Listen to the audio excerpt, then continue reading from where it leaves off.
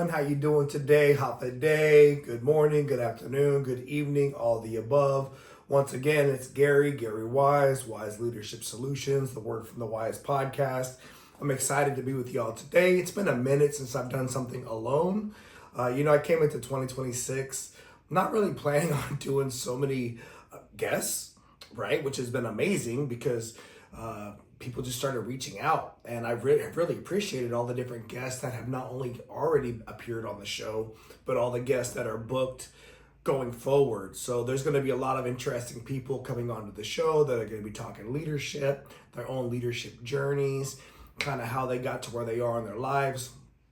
Not all of them are former military or from my military career, but I'm really exploring the opportunities of giving people a chance to share their message, talk about what they think is valuable, and introduce them to the listeners. It's an interesting time right now in the Words from the Wise podcast. As I film this, I'm wrapping up spring break. We just crossed the 450 subscribers on the YouTube channel. We just had our biggest episode ever on the audio podcast side of the house, thanks to my buddy Sean Bromstead. His episode has evidently been resonating with everybody a lot, which is amazing. Hopefully we get more listeners to the show and just continue to do this thing that brings hopefully a lot of joy to people that are listening to the show. I really appreciate the creative outlet for myself, the chance to catch up with old friends, the chance to make new friends. It's just really an awesome opportunity, and it's really cool to get to do all this from headquarters, which is also known as my home, right? Which is also known as, this is essentially my dad's room, my chief's mess, where a lot of my Navy regalia went to rest after my career. It's just very exciting to get to share these stories and these ideas with you all. Today, got a very, I believe, a good topic. Today we're talking about boundary setting, how you should take boundary setting serious. And I'm gonna tell you, I struggle with this, as with anything in life. I struggle with boundaries because I'm a person that tends to go all in all the time. And I have a hard time in keeping things not just in balance, but within different boundaries. And so as we work through this today, we're going to talk about not just recommendations, but areas that I struggle and ways that I've found that works for me. And hopefully if this resonates with you, you can let me know ways that work for you, and we can all continue to grow. The point about this is, the real question is, are you leading yourself, or are you letting other people get into your space, right? Are you letting other people determine what your time is going to look like? Leadership, the most important leadership position, the most important leadership role in this world will be you leading yourself, you protecting your time, you ensuring the people that are around you, the things that you're choosing to do with your time are beneficial for your vision, for your long-term goals. And if you're going to choose to sacrifice your time or to donate or invest your time, that hopefully it's going to be aligned with your priorities and the things you want to see happen in this world. What I don't want you to do is just to be a passenger in the wake of somebody else's decision making. That's tough, right? Especially when you find yourself giving up a lot of your very valuable time for people that don't respect your time. It's just one of the most frustrating things in the world is when you realize that the people you've been giving so much of yourself to don't even appreciate what you're bringing to the conversation or to the table. I remember when I went through CMC school, one of the things that came out of my Hogan assessment was that I didn't care what position I played on the team. I just wanted to be a team player, and I wanted to know that my contribution was valued. But I also wanted my team to be successful, and one of my isms, if you will, was that I often felt like that in order for that success to happen, I might need to be the leader. But people would maybe misjudge that because they would think that you always think it's about yourself. If you're a person who's always willing to put your hand in the air and say, hey, I have no problem taking on the role of leadership. because not everybody can appreciate that a person would be the leader but not want all the privileges and the perks that come with the title, right? Like we used to say in the Navy, if you're doing it for the parking spot, you're doing it for the wrong reasons, right? If you're doing it for the paper cup, right? If you ever watch that Simon Sinek speech about the paper cup and you realize that ultimately the leader is not, typically they don't get the respect or they don't get all of the praise because they're that amazing. Typically, a lot of it comes due to the position that they're holding and the respect for the position that people have. Yes, eventually people will get to know you, they'll get to appreciate you, they'll get to value you, but a lot of times people are giving deference to the position more than to the person. And for me, one of my biggest things was I never cared about all of the perks or the privileges that came from the position. I just wanted to know that my contributions and my time was valued and appreciated, and I wanted my team to feel successful. And one of my favorite ways to contribute, which was being a team player, but also did not mind taking on the burden of leadership, right? Understanding that when you enter into the space of being a leader, being a teacher, being a parent, the word no may be one of the kindest words you'll ever have in this world, right? I mean, ultimately, people need to understand if they cannot do something or if they should not do something. And if you're the decision maker, sometimes you've got to give them an appropriate no. And when people think that boundaries are just there to prevent them from having an opportunity or just to prevent them from doing what they want to do, I think that's short-sighted. They don't always see all sides of the conversation, all sides of the challenge. And sometimes you need to have faith in the people that you're serving with and trust that they may know something that you don't know. Now, if you're going to give out the no, one of the things I recommend is you try to communicate the why behind that. Now, I'm not a no person, just so you all hear that from me. I'm not. I lead with yes. I look forward to saying yes. I love saying yes, we can get something done. Matter of fact, the minute I default to no, I almost struggle with that because I get frustrated about why are we not trying to do something? Is it because it's too hard? Is it because the juice is not worth the squeeze? What is it about this thing that causes us to say no? And if it's a good boundary, if it's a good result because of the consequences or the challenges, then there you go. But I've seen too many people in my lifetime just default to no. So understanding boundaries are not just about scapegoats to not do things, right? Don't use boundaries. I'm gonna have a boundary so as to not do things that make me uncomfortable or to not do something that causes me to feel at risk or in jeopardy. No. But healthy boundaries and appreciation for what's going on around you is what we're looking for here. And knowing that strategically if you do use the no, right? If you use your veto power to say no, people are going to respect it, especially when that's not typically your MO, right? We want you to be protective stewards of your life and your legacy. We want you to understand that prioritizing somebody else's ideas over your own is a very significant sacrifice. And I think we should communicate that to people. Now, if it's in the workplace, ladies and gentlemen, you took the job, you took the position. It's implied by taking that position that during the hours you are clocked in and clocked out, you are going to sacrifice your own personal ideas to get the job done. And the minute that conflict happens where you don't feel like that's a good use of your time, well, it's time to go ahead and quit that position. It's time to go ahead and drop those retirement papers. It's time to let them know you're going to be leaving, or it's time to communicate, right? Hey, this is not what I thought I signed up for. Here are my problems. Here are the areas that I have concerns. And if we can't get this right, then I'm going to have to probably go work somewhere else because I cannot do this with that conflict. Or you could suck it up, right? You could sacrifice.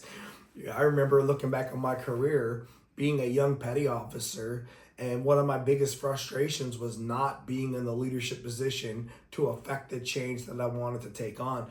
And I'll never forget being a first-class petty officer, deployed to the Persian Gulf, 2006, and my chief tells me at the time that he's getting flown back to the States. We're in the Persian Gulf at the time. My chief is getting flown back to the States because he has a medical condition that he has to be removed from the ship.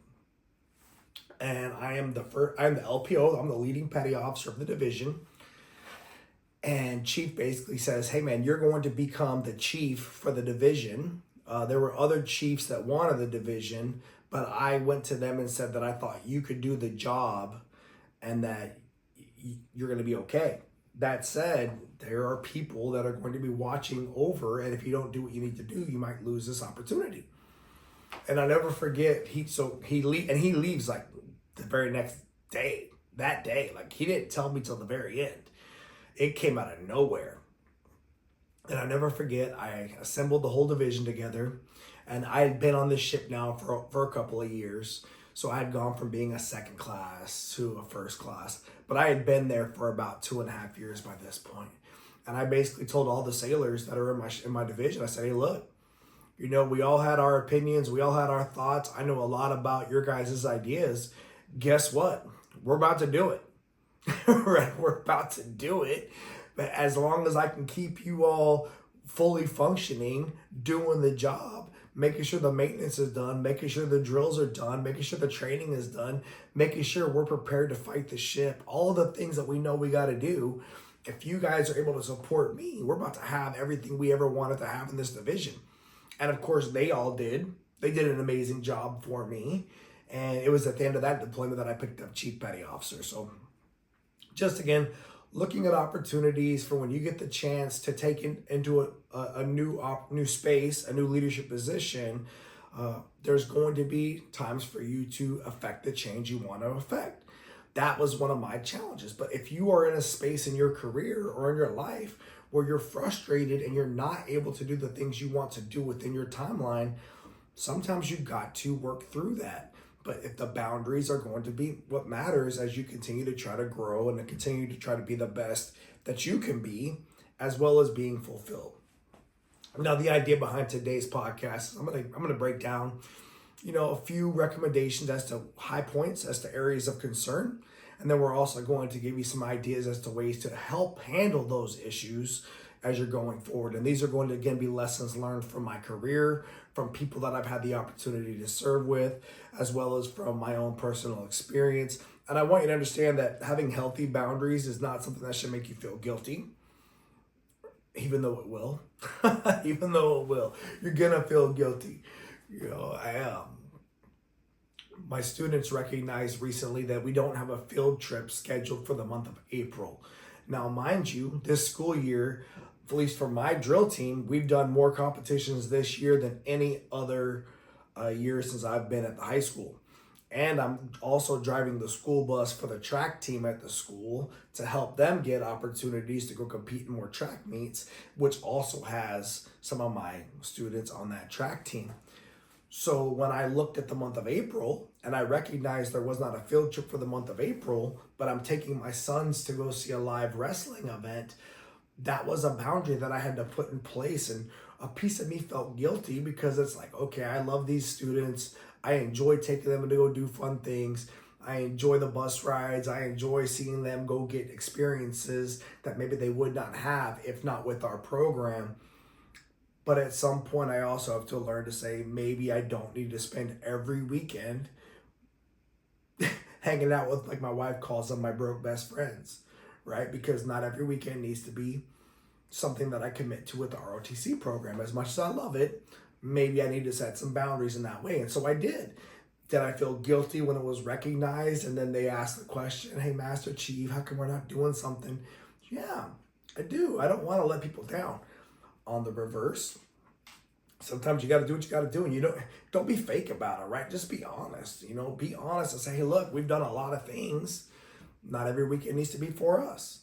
Not every weekend needs to be for a school activity. And maybe what you should do is look to figure out other things to do with your weekends, vice just doing this one thing you're passionate about in this season, right? All things in moderation, all things in balance. Okay, here we go. We're going to jump into our first topic. Our first topic today, it's about, parental or executive decision-making fatigue, right? And I link parental and or executive because I will tell you, parents, you're the executives of your home, right? Mom, dad, older siblings, the people that are responsible for taking care of the younger people within the team of your household, you are the executives. And then for my people that are out there leading organizations, that are managers, that are leaders, that are CEO type flavor, that have that energy, that they're controlling their space and that they're controlling what they own, you are the executive in that space. And there is a decision-making fatigue. And ultimately, there's a bottleneck there because a lot of us drive all decisions through us. Think about, from the moment you wake up, how many decisions are you making in a day? Let's think about that from the moment you wake up, from what you're going to eat, from what you're going to wear, from what you're going to answer to on your cell phone, from how many different social media tabs you're going to look at in the morning, how many messages are awaiting you when you look to your cell phone, how many emails are going to come to you during the day, how many different pings of people requesting information from you are going to hit you before 9 o'clock, 10 o'clock, whatever it may be. In my household, besides the cell phone and besides some of the things that I've already laid out, there's my wife, there's my boys. When I get to the school, there's other coworkers. There are the students having the requests and their expectations. There are just a lot of micro decisions that are coming at you day in and day out. And you have to wonder how you're managing all of those. And it's really no wonder why we're mentally exhausted by noon. Right? As a teacher, I will tell you, so Monday, Tuesdays, and Wednesday, I teach 6 periods a day. And Thursday and Friday are block days, which are amazing. But Monday, Tuesday, and Wednesday are 6 periods a day. And on the days that I'm teaching academics, by 5th period, I'm cooked. Now, what's unique about 5th period is that it's after lunch. So I'll teach 4 periods in a row, back to back to back to back, same topic, same conversations, same nuance, same new ideas. It's almost repetitive. It is repetitive, let's be honest. And then I'll have a lunch break. And then I have to get re-going again for the last 2 classes of the day. And that's hard because typically by lunch, I'm kind of cooked. Right now, how many of you feel like that at your 8-hour workday at any other place, or your 12-hour workday, or that has that thought process during your own personal experience where it's just by 2 o'clock, by 1 o'clock, you're just tired of being the one that has to make all the decisions. And I'm going to tell you, you're not going to be too productive if you're the one that has to make every decision. You have got to figure out a way to delegate. High-performing leaders understand they do not have the capacity to be the only person that can approve something. And the question is going to be, why do your people not understand where they have the capability to make a decision? And why do people always want to come and get FaceTime with you? Now, sometimes it's because they like you. Sometimes they really want to feel that validation. Look, in my house, my kids know I could say yes to something, but if my wife says no, it's going to be a complication to their plan, right? So sometimes they might get the yes from me, but then go double check with the mom because they don't want to get it taken away from them at the checkout counter, right? Or with my school, there's multiple instructors. And so they might come talk with me about something, but then also have to go talk to the other instructor to figure out what his thought process is about it, or him and I will have to talk about it to make sure that we're all on the same page for the final decision. All of that takes mental tenacity. All of that takes a little bit of time, and it will wear you down, your durability throughout the day. So one of the things that's very important is for delegating down to your people as to what they can make decisions on, what they can't make decisions on, or maybe also to manage their expectations as to when they should expect an answer from you. Not everything deserves an immediate response. That was one of the most powerful lessons I learned as I worked my way up through the food chain of the Navy. whether it was on board the USS George Washington as a senior chief, as a master chief, or even once I got into the command master chief program. It was learning that not everything deserves an immediate response, right? Typically, all you have to do is say, hey, I appreciate the ask. Here's my understanding of what you're asking.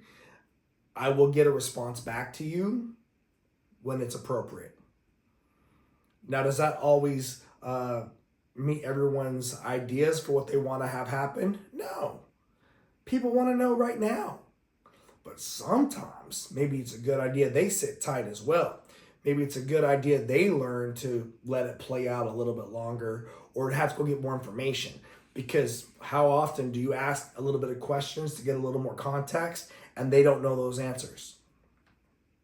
All the time, right? And so understanding that if your job is to not make bad choices, make bad decisions, maybe you should not always be shooting from the hip, right?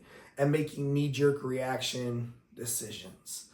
And so my advice when it comes to, if you feel like you're the bottleneck, if you feel like you're giving a million answers to people all day long, maybe you need to train your people, your family, the teammates you have to not always expect immediate responses.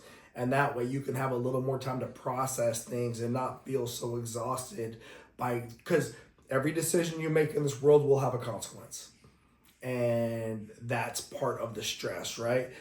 This report I was reading through is surveyed over 2,500 executives across 10 different countries, and it found that leadership burnout was up to 56% last year, primarily because of the cost of being a bottleneck for decision making. Now, mind you, that is people that are in leadership positions that they typically ask for, right? I love being the decision maker. I talked about that earlier. I said I wanted to be in the position to affect change. I asked for the opportunity to be the one that makes a decision. So don't complain about being the one that gets to make the decision. Better ask yourself how to best train my team to support me so that I can make the best decisions possible while also taking care of myself and having the healthy boundaries that I require, right? Did you know that a lot of people that leave leadership positions or don't want leadership positions, it's because they're afraid of that burnout, right? And just think about the cost to your organization when somebody quits, when somebody leaves, right? When I retired from the service, 25 years in the United States Navy, I could have arguably been done another 10 years in the Navy. The Navy had to replace me with somebody else because I chose to go do something else for my career because I was effectively burnt out, right? Burnt out. Now, on the reverse side, right, I see the same thing happen in the teaching community. I speak with teachers that will choose to, instead of doing a 20-year career as a teacher, they will cross a certain year line where they become vested with the organization.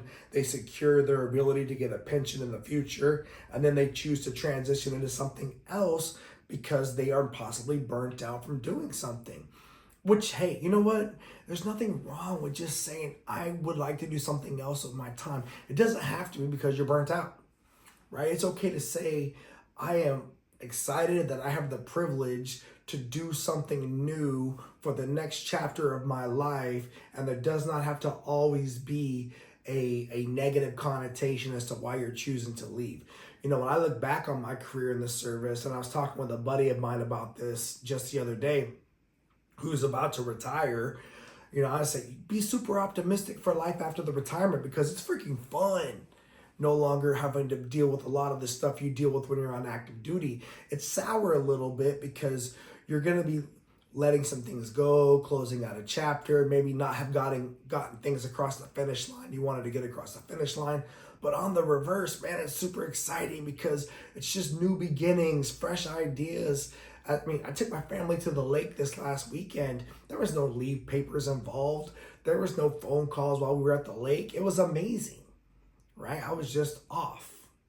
And so there are some things that you can look at. And when you're feeling burnt out, maybe reframing that a little bit and trying to figure out what it is that has you so exhausted.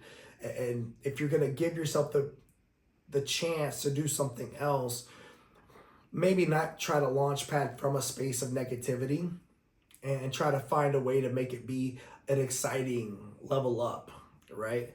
Vice just being a shift because I'm exhausted all the time. But the burnout thing is real, right? I mean, people, unfortunately, are feeling frustrated. I mean, 56% in that group feel frustrated. Make sure that you're not suffocating the vision of your people and or yourself by waiting until only you have the answer to something. That's another thing, right?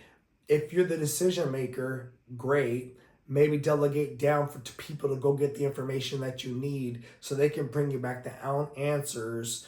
Then you can better make the choices. And the decision's not just resting on you saying yes or no, but it also relies upon other people to contribute into that conversation. One of the things I remember from my time at staff duty was we would have meetings just for decision making to happen. Like literally they would put together briefs and say, all right, sir, we're going to make decisions on these things. Here's all the information that you need. And here is the schedule of events. And you're going to get briefed on all of it. And what we're going to do at this moment in time is you're going to say yes or no. But it was planned into the day. And that could work, right? That could work. At the end of the day, just make sure you give your brain enough time to recover as you're making all the decisions throughout the day. The more choices you make, the more shots you miss, right? Can't be afraid to be a shooter if you're a leader, but just be cautious. Okay, the next topic for today. So first topic, we talked about making decisions and unfortunately exhausting yourself and being a bottleneck from being the only one that can say yes or no. The next one is going to be about hyperconnectivity and the infinite workday, right? The infinite workday means it never stops, right? The workday never freaking stops. And I don't know about you guys, but that is my favorite way to look at my workday. I'm busy from essentially the moment I get out of bed until the moment I'm going to bed. And a piece of that is because I'm super excited about what I'm doing. I'm super passionate about it. Maybe it's also because, for me, I have the job I do with the school. I have the podcast. I have the leadership development that I do with civilians or with adults that are separate from those other two things.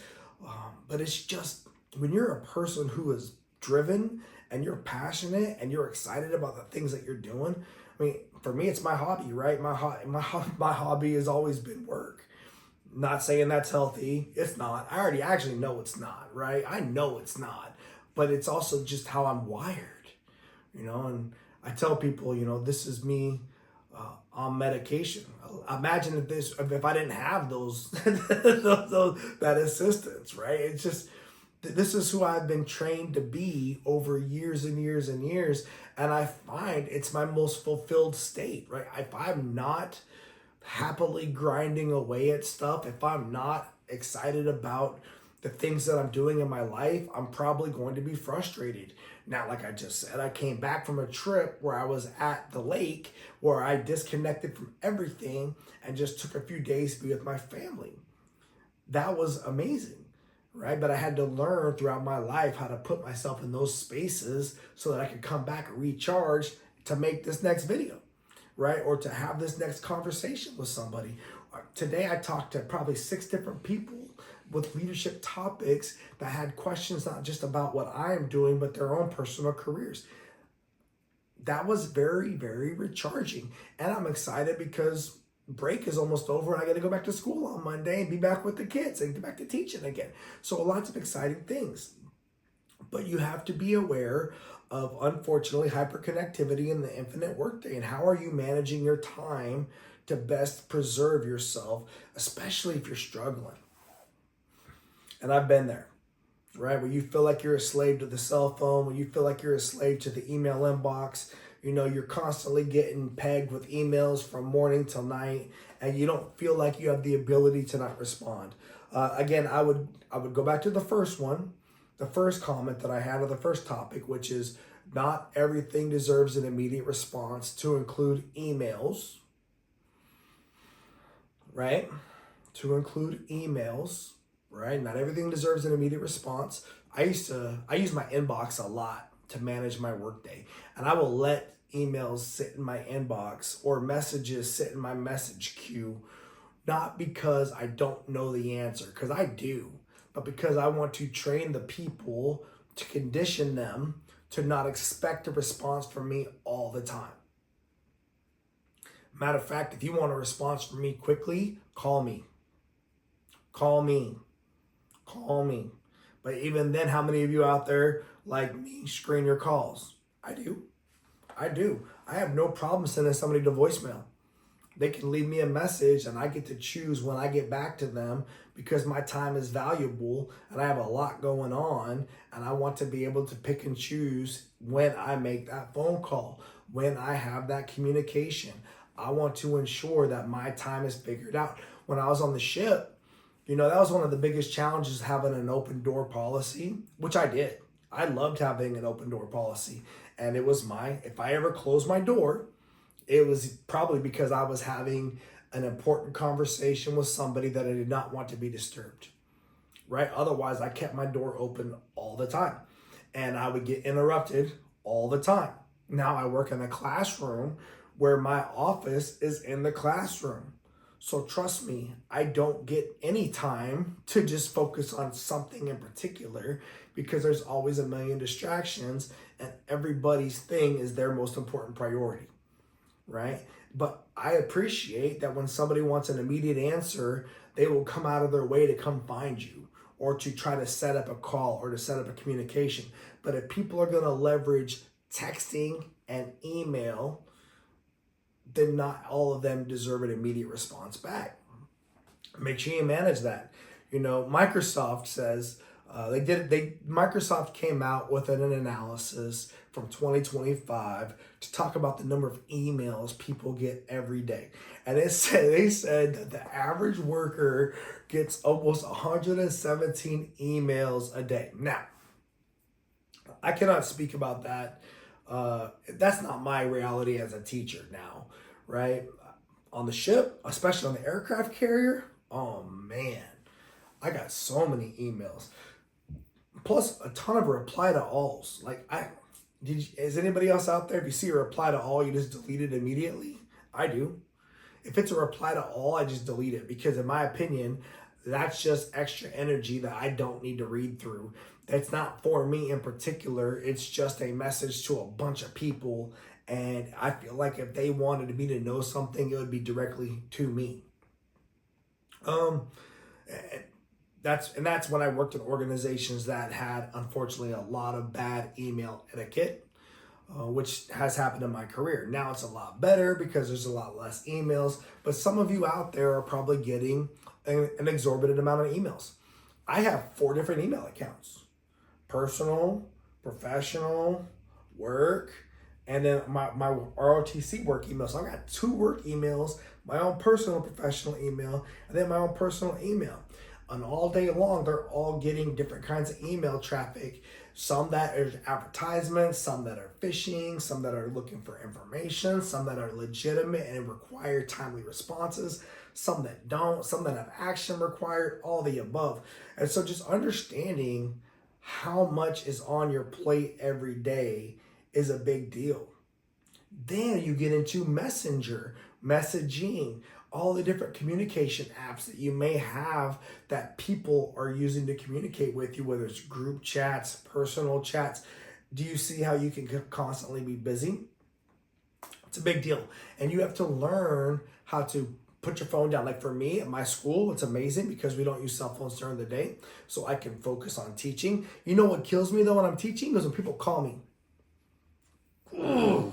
And whenever I need to call another teacher during class, I get frustrated because they're probably doing what I'm doing, which is teaching. And when you're teaching and you have to stop teaching because somebody's calling you because a student wants to know about the color purple or whatever it may be, you're just like, dude, I do not want to talk about this right now. I'm teaching. It would be the same thing on the ship. I'd be working with sailors on something, working on my job, and I'd get a phone call from some random person asking some random question that would completely disorient what I'm working on.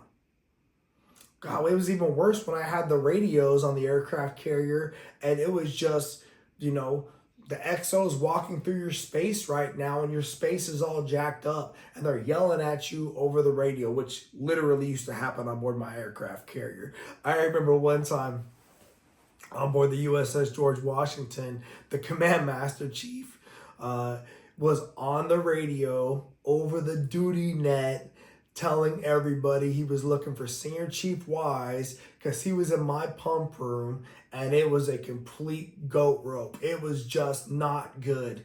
And he did not like how it looked. And I needed to get down there right away. And then by the time I got down there, he was gone. And it wasn't even that bad, man. I got down there and it was not that big of a deal. I think he was messing with me more than anything. But that used to happen on that ship. You know, they would go on the duty net and publicly embarrass people about calling them out on their spaces, and your whole chain of command was going there. So your department head, your department LCPO, your primarily reporting department, all these people you worked with were all stopping what they were doing to go down to this space to see what the freaking high-powered problem was, and whatever they were doing was no longer that important. That happens every day for people. And so learning how to best compartmentalize yourself when you're trying to focus on priorities matters, right? Trying to lay out boundaries when you're focusing on important things, when you're working through the day, when you're hanging out with your family or you're working on something important, will protect yourself from getting distracted as you're moving throughout your life. But this busyness and hyperconnectivity, it's a challenge, right? And, you know, attention residue is a thing. What that means is it's essentially the neurological state where part of your cognitive load is only able to change mind frames so fast. So if I'm intently focusing on making this podcast and then my wife calls me and she needs me to go do something else, there's a piece of me that's going to take some time to fully shift focus. And if you're shift focused, then shift focused, then shift focused, then shift focused, at some point you're going to be degraded. That's called, that's the residue piece, right? And you have to learn to recognize that and take care of yourself, because the older we get, the little slower that it becomes, which is why so many of us like coffee or caffeine, right? Because we feel like it ramps up our productivity. We feel like it accelerates us enough to keep up with the day. What if, instead of drinking more caffeine, you know, Red Bulls, Monsters, Coke, whatever your flavor is, for me it's black coffee, right? What if instead of ramping up the caffeine, we turn down the volume of all these different things, tried to breathe, and lower the amount of inputs that we have consistently? At least before you try to go to bed at night. Try that one out. That might change your life. One of the things that I found that worked for me is having a strong morning routine, right? So not waking up and just immediately working, right?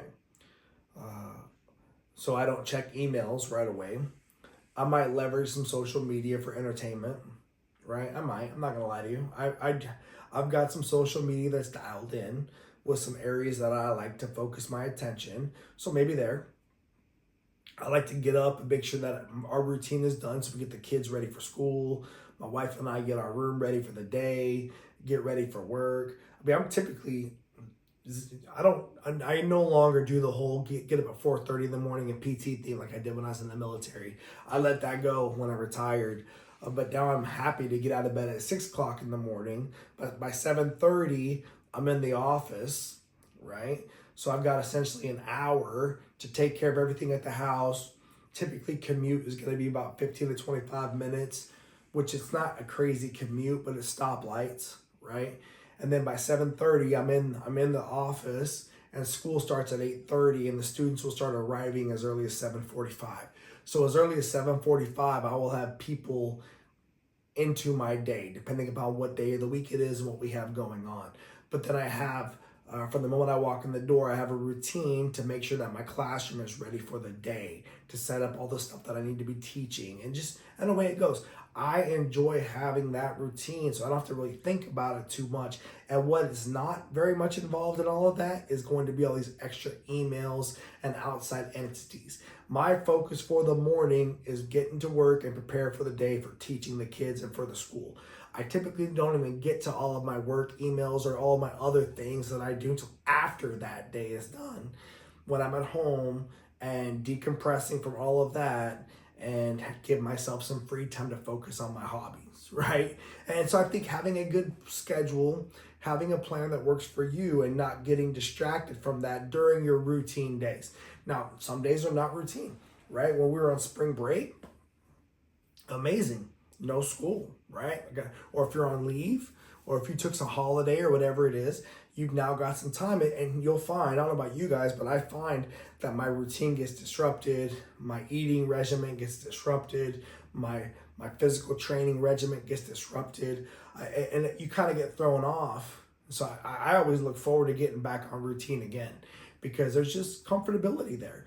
A lot of kids thrive in routine. A lot of people, humans, thrive in routine because, again, I don't mind chaos. I was a firefighter for most of my career. I'm good in a casualty situation, but not every day needs to be freaking chaotic, right?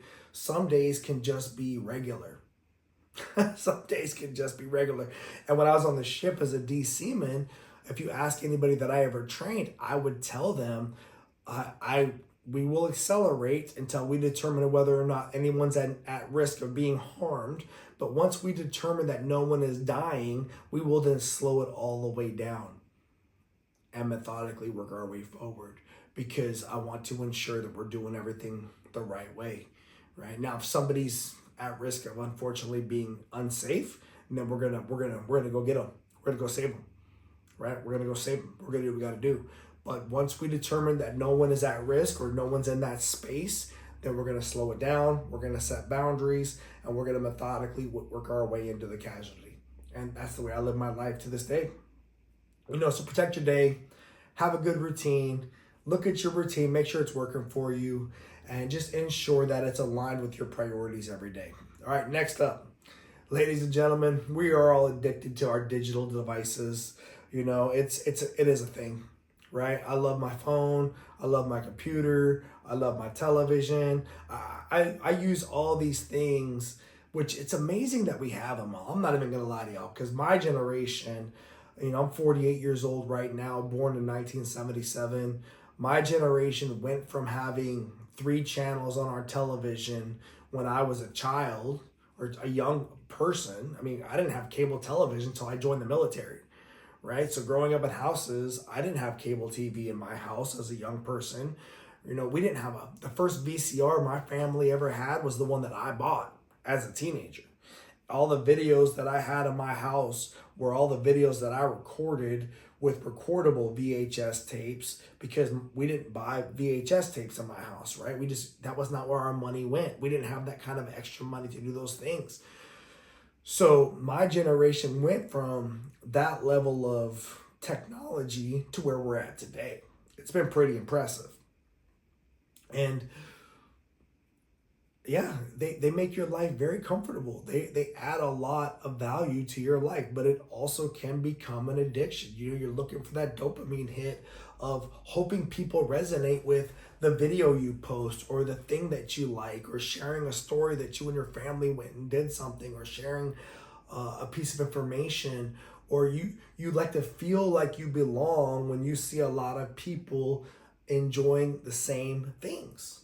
Right? It makes you feel connected, even though you don't even know the people you're talking to or the people that you're liking the post with, right? And unfortunately, when it comes to the young people, they really do get wrapped up into this. And it's not just the young people, adults too, right?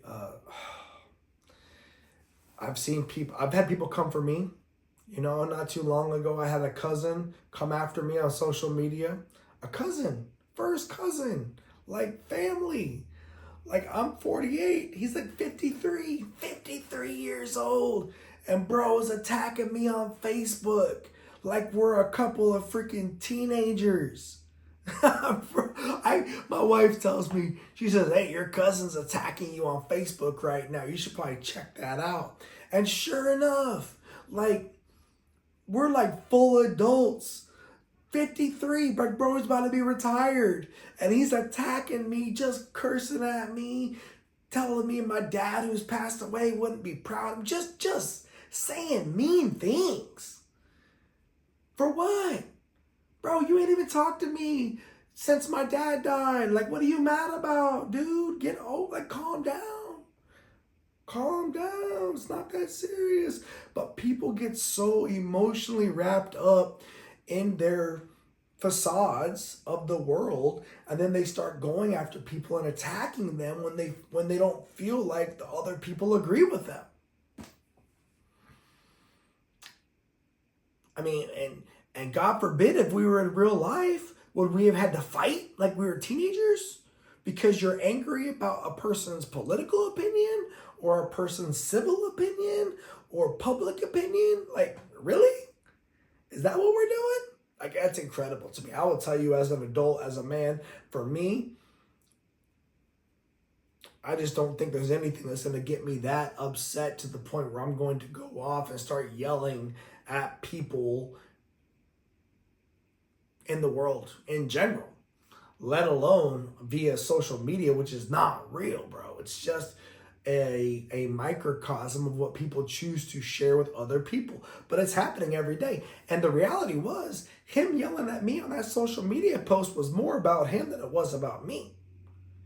Right? It's his unfortunate feelings about his personal life and his personal challenges that for whatever reason I am triggering him, but it really is not about me. It's about his layout, and God bless him. I wish him nothing but the best. But the first thing I had to do was disconnect, right? Disconnect, put a boundary, lay down a freaking inability for him to do those kinds of things, because there's a lot of people that I care about that are connected to my social media that do not need to see his temper tantrum in front of the world.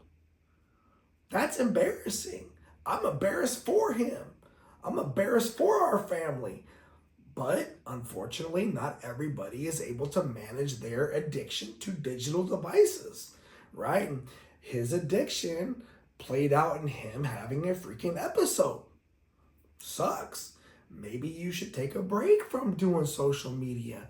Maybe you should take a break from certain kinds of content or whatever it is. If you cannot control yourself emotionally, it's unhealthy. And this is not just in this situation, this is throughout the world, right? Unfortunately, young people, old people will feel frustrated if they don't feel like people are appreciating their time, their content, their posts, and it's a concern.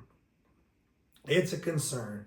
I know for my kids, they don't do social media, personal profiles yet. They become adults, they can figure it out. But I don't have them doing it as kids. I do let them watch YouTube. I do, but there's controls on that.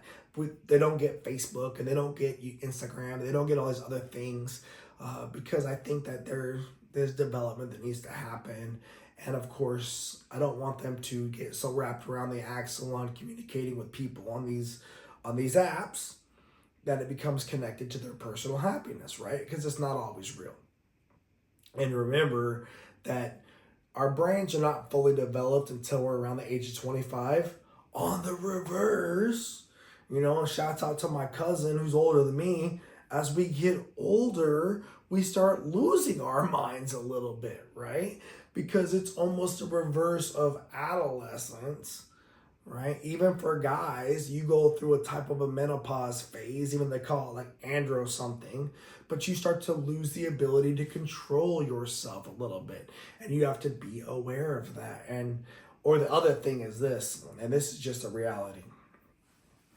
You start to look at your life and you're valuing where you're at in contrast to all these other perceived perceptions in the world, other people, and you're comparing, and maybe you're unhappy with where things are landing and lining up for you, and you're very pissed off at your reality, and you don't want to take responsibility for it or accountability for it, so you get mad at other people and you lash out.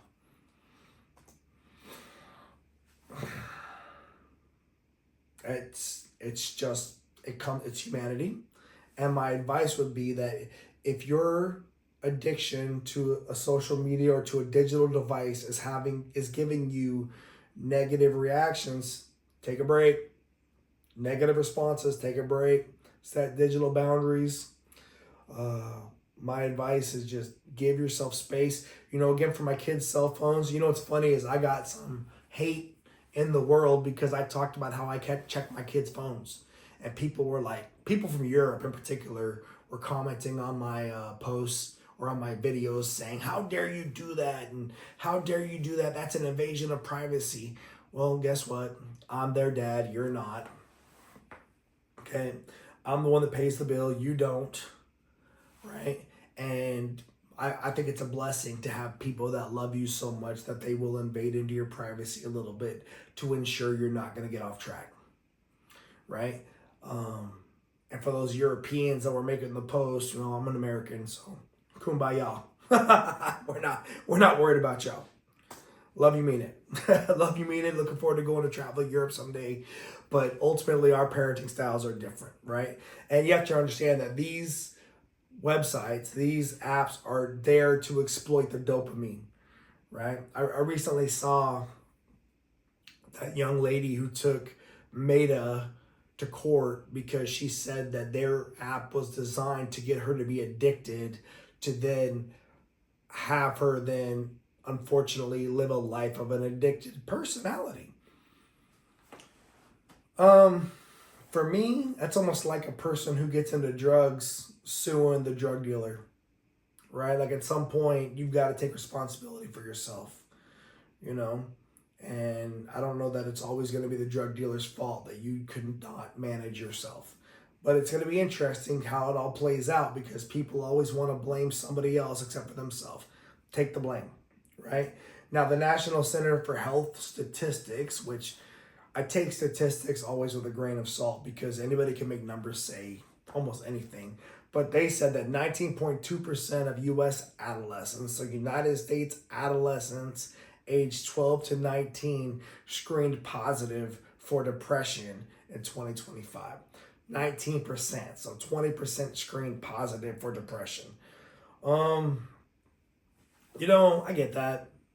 I could be depressed any given Sunday too, right? People always find reasons to be upset, be purple, have upset moments. The reality is, are you going through a mental health challenge, or is it a perceived mental health moment? I don't know. It sounds like a lot, 20%. I think also carrying all the weight of all these relationships via a social media device is complicated. When I was on the ship, we go underway, we tell the sailors and the Marines that they can no longer use their cell phones, and we would literally watch them go through withdrawals. Because you're always used to pulling out your cell phone and looking at your phone. After a week or two of being at sea, though, there would be some liberation there. There would be a recognition that they're going to be okay not checking their socials every 5 minutes, not checking their messages every 5 minutes. And there would become a freedom to being more focused on the day-to-day operations. So that was always a pleasant reminder that it's going to be okay. And again, I think everybody as an adult, everybody as a person needs to take care of themselves when it comes to managing their digital addictions, right? And addiction to anything in this world is going to be a challenge. I struggle with that as a person, struggle with alcohol addictions, struggle with work addictions. And so we all have to learn how to manage ourselves. I think one of the things for leaders, adults, parents, is modeling the best that we can for our kids and showing them how to not always have the cell phone in our hands, not always have the need to be watching a YouTube video or a short or Instagram or whatever it is, especially when it comes to family time, especially when it comes to specific decision-making time. Just demonstrating their correct behaviors that you expect them to uphold, because unfortunately, it's not always about what we say. it's typically going to be about what we do. That, and your actions will always speak louder than your words. And if you don't want, I'm sorry, you got to recognize that. And say as I do, or do as I say, not as I do, doesn't always work, right? So just think about that. All right, next topic for today is going to be how do you manage the need to have to achieve everything, right? How do you manage the need to have to achieve everything? Are you burning out your kids? Are you burning out yourself by trying to do everything possible to get the best resume available to you or to your kids? 57% of high school kids are reporting burnout because you're trying to meet other people's expectations as they're coming through high school. Now, that's a statistic that I pulled off the internet. Do I believe that's true? No. As a person who lives in a school surrounded by kids, honestly, I think that most of them could be doing more. But are there kids that are doing everything? Yes. Are there kids that I wish could just be a kid and not be trying to be a pseudo college student or a pseudo professional in 10th grade, 11th grade? Sure. Are there parents out there that are, tiger momming it up, right? You ever heard of the tiger mom that have their kids doing X amount of hours of homework every day, X amount of, sports every day, X amount of things, and there's just a regimented schedule, and there's just no time to play, or there's no time for social events. And look, I'll see the kids do it to themselves too. In ROTC, my program, Mondays and Thursdays, there's marksmanship after school. Tuesdays, there's orienteering after school. Wednesdays and Fridays, there's drill after school.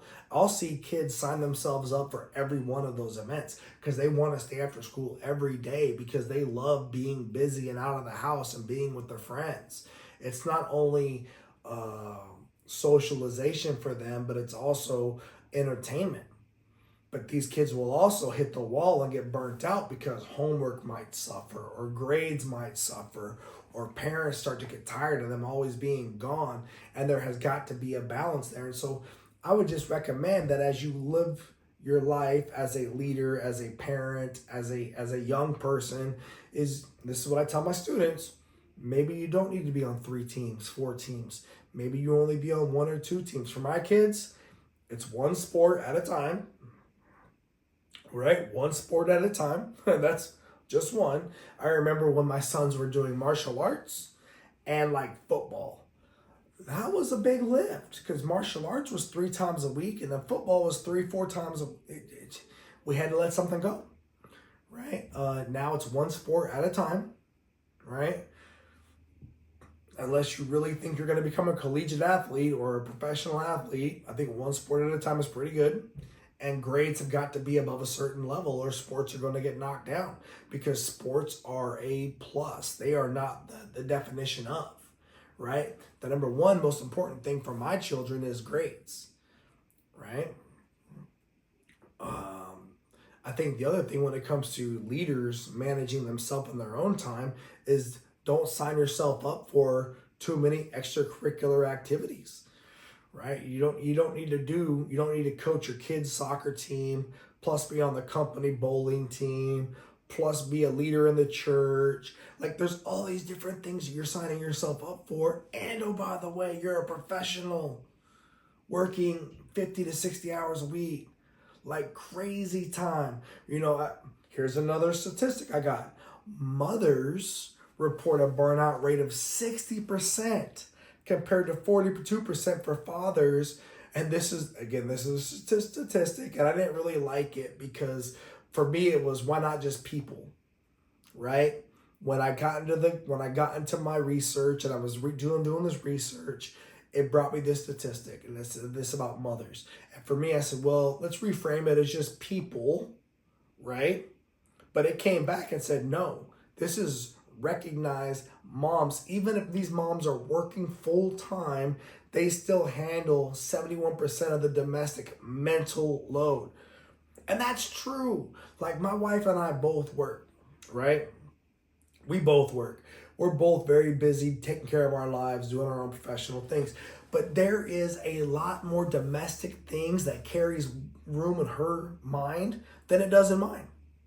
Meanwhile, I'm a lot more worried about finances, future investment opportunities, business, all these different things that for her are not the priority, right? I would, 9 times out of 10, you look at the list of domestic things, that's probably going to be a lot more on her periphery than it is on mine. We did an orienteering competition last week, and there was this gentleman helping us. He was a volunteer who was newly retired. And I asked him, I said, hey man, how does it feel to be retired now? He says, I can't hide. My wife knows where I'm at all the time.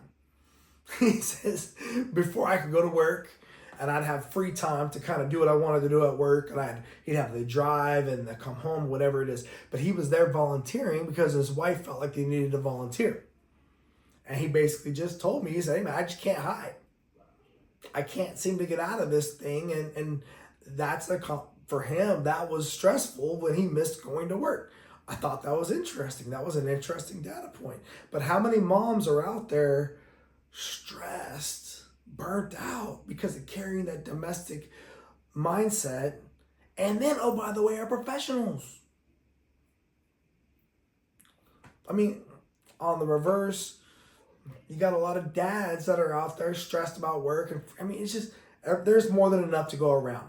Right, but I thought that was an interesting data point that even in 2026, and you have to pay attention to it and to give yourself the chance to have these conversations to help mitigate the load and to help share the stress, and try to communicate whether we're talking about school events, budgeting, economic costs for your family, what's the future hold, child care concerns, parental burnout, right, is supposedly costing the U.S. economy $172 billion annually in lost earnings and productivity.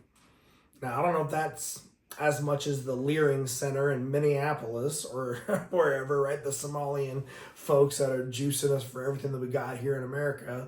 But the reality is, there's a lot of money being left on the table because people are just kind of not living to their full potential because they're possibly burnt out or they're struggling managing all the things on their mind, right? So think about that as you come day to day. The next one they brought up was sleep deprivation, right? 90% of parents report losing sleep due to caregiving challenges.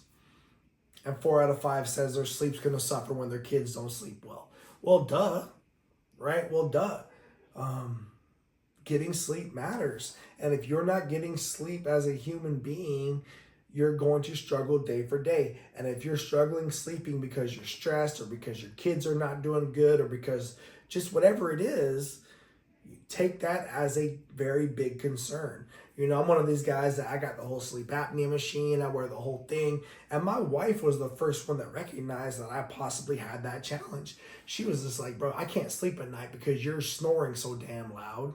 Maybe you should get that checked out. And that was like 2010. I mean, I've had a CPAP machine since 2011. Right? When I was in Yokosuka, Japan is when I first got diagnosed with sleep apnea. And I will tell you, it was a game changer. Right? Because the minute I started using that CPAP machine to sleep, oh my God, I would start to fall such a deep sleep, it would scare me. It would scare me because I would not be used to that level of deep sleep. So figuring out your sleep and making sure you're getting the rest you need, all that's going to matter. Remember, good is better than perfect for most of the time. I need you to verify you're not trying to take on too much for yourself, for your kids, for your family. That's another thing for me and my family. My wife and I will ensure that we do not schedule every weekend for either visitors or for things. Sometimes it's just nice to have a day. Right now I'm in here filming this podcast because I enjoy it. It is something I enjoy doing with my time. My wife is outside by the pool reading a book because she gets the chance to relax.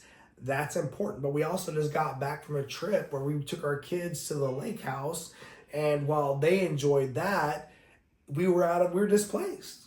right? We were all in everybody's space and it was out of regulation. As we're preparing to get back to school and preparing to move on with our next phase of the season, right? We got to get dialed back in. This is a reset day. And we had friends that asked, could they come visit us this weekend? And we said no. We said no because we said selfishly, when we get back from our trip, we're going to want a couple of days to just chill. And there you go, right? And it's okay to be careful with your time and to tell people no. You just got to be able to do it, right? Okay, I'm going to go ahead and stop right here for this podcast. We'll take on the next one here shortly. I really appreciate everybody listening to the sound of my voice. I really appreciate everybody that's paying attention to what's going on out here. Thank you so much for taking care of yourself. Thank you so much for joining the Words from the Wise podcast. I really hope this brings value to you as we continue to go forward.